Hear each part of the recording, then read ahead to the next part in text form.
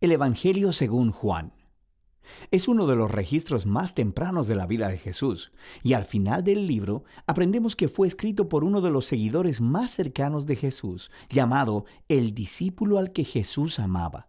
Él aparece muchas veces en la narración misma, y hay algo de debate respecto a si es Juan, hijo de Zebedeo, uno de los 12, o un Juan diferente que vivió en Jerusalén y que después fue conocido en la iglesia como Juan el Anciano. Sea el Juan que sea, el libro incorpora su testimonio ocular y fue diseñado brillantemente con un propósito claro que se declara cerca del final del libro. Juan dice: pero esta historia se ha escrito para que ustedes crean que Jesús es el Cristo, el Hijo de Dios, y para que al creer tengan vida en su nombre. Juan cree que el Jesús sobre quien lees en este libro está vivo, es real, y puede cambiar tu vida para siempre. El diseño de este libro es realmente genial. Su primera mitad abre con un poema introductorio y una historia corta que es seguida por un gran bloque de historias acerca de Jesús, haciendo señales milagrosas que generan cada vez más controversia. Todo esto culmina en su señal más grande, la resurrección de Lázaro,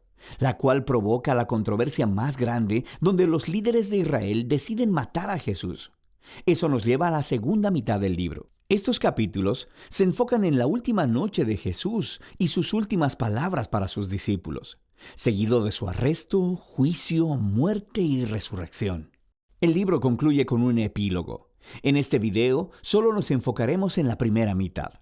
Así que el libro inicia con una introducción de 2 partes. La primera, un poema que comienza con «En el principio ya existía el verbo», que es una alusión obvia a Génesis 1, cuando Dios creó todo a través de su palabra.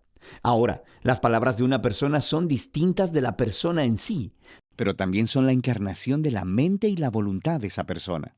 Así que Juan dice que el verbo estaba con Dios. Esto es distinto de, y sin embargo, que el verbo era Dios. Esto es divino. Y mientras meditamos en esta declaración, escuchamos más adelante en el poema que este verbo divino se hizo humano en Jesús. Luego Juan conecta con las historias del Éxodo, diciendo que Jesús era el tabernáculo de Dios entre nosotros.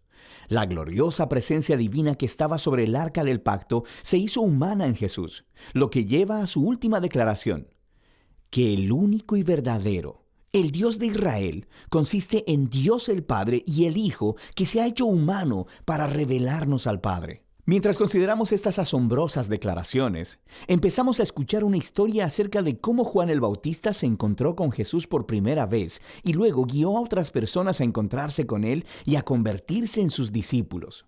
Y una por una, mientras las personas se encuentran con Jesús, dicen en voz alta quién piensan ellos que Él es. Y en este capítulo se le da 7 títulos a Jesús.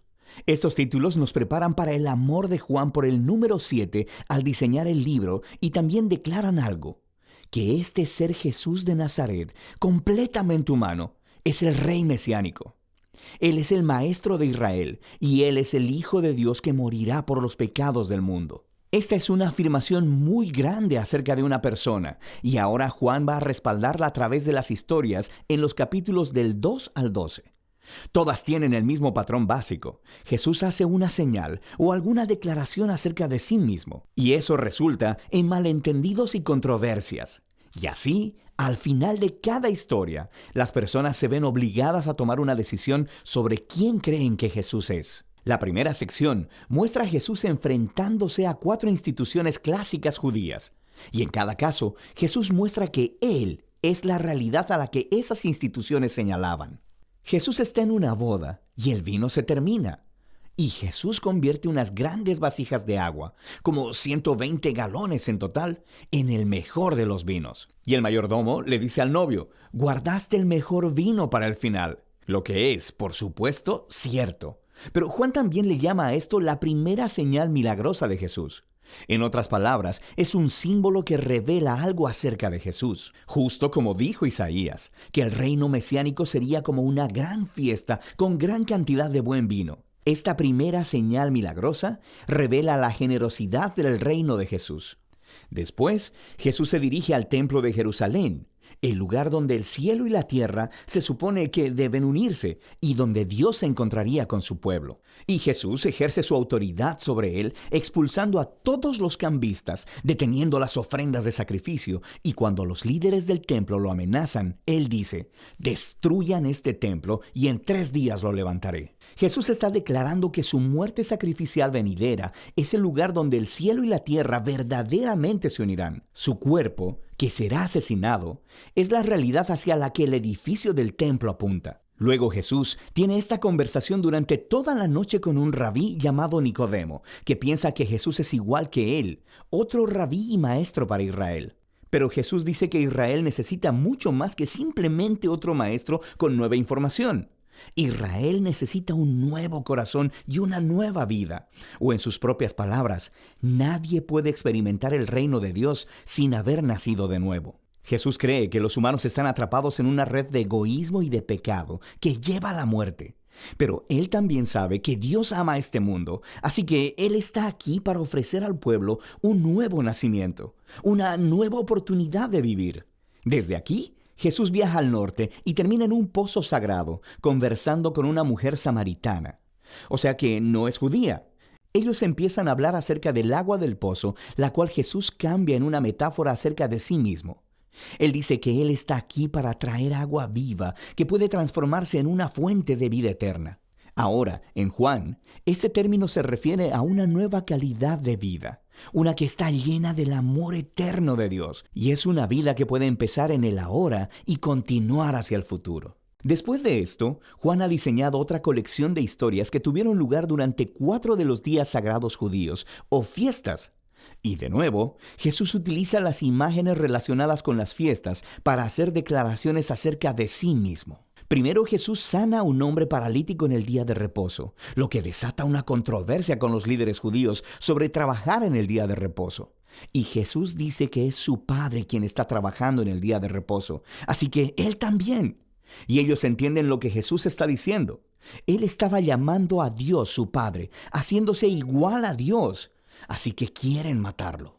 La siguiente historia tiene lugar durante la Pascua, la fiesta que volvía a contar la historia del Éxodo con la cena simbólica del Cordero, el pan y el vino. Y Jesús, milagrosamente, provee comida para una multitud de miles de personas, lo cual resulta en que la gente le pida más pan. Y luego Jesús declara que Él es el verdadero pan y que si ellos comen de Él, descubrirán la vida eterna.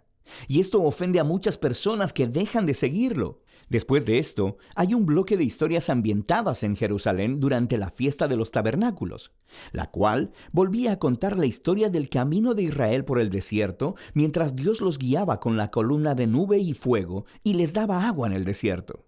Y Jesús se levanta en los atrios del templo y exclama: «Si alguno tiene sed, venga a mí y beba». Y luego Él dice: «Yo soy la luz del mundo». Está diciendo que Él es la presencia iluminadora de Dios y el regalo de vida de Dios para su pueblo. Y algunos le creen y le siguen, pero otros se ofenden. Y otros aún tratan de matarlo por estas afirmaciones exaltadas. La fiesta final es durante Hanukkah, que significa rededicación. Se trata de cómo Judas Macabeo limpió el templo de los ídolos y lo separó como santo una vez más. Y Jesús se dirige al área del templo y dice que Él es aquel que Dios ha apartado como el santo y que Él es el verdadero templo donde la presencia de Dios mora. Y también dice: «El Padre y yo somos uno». Esto enfurece tanto a los líderes de Israel que empiezan a trabajar en un plan para matar a Jesús. Así que Él se aparta de la ciudad. Todos estos conflictos culminan en una última señal milagrosa. Jesús se entera de que su querido amigo Lázaro está enfermo, pero su familia vive cerca de Jerusalén, que ahora es una trampa mortal para Jesús. Jesús pudo haberse quedado lejos y hubiera salvado su propia vida, pero Él ama a Lázaro. Por lo que una vez que se entera de que Lázaro murió, Él va a resucitarlo de los muertos y le llama a que salga de la tumba, sabiendo que esto le costará su propia vida. Y por supuesto, las noticias de esta maravillosa señal se esparcen rápidamente. Y justo como Jesús sabía que sucedería, los líderes de Jerusalén escuchan lo que pasó y empiezan a conspirar para asesinarlo. Así que él entra en Jerusalén como el rey de Israel, quien es rechazado por sus líderes. Entonces, la primera mitad de Juan termina con esta historia acerca de Jesús entregando su vida como un acto de amor por su amigo. Y esto, por supuesto, también es una señal que apunta hacia la cruz, la cual exploraremos con más detalle en el siguiente video. Pero por ahora, esta es la primera mitad del Evangelio de Juan.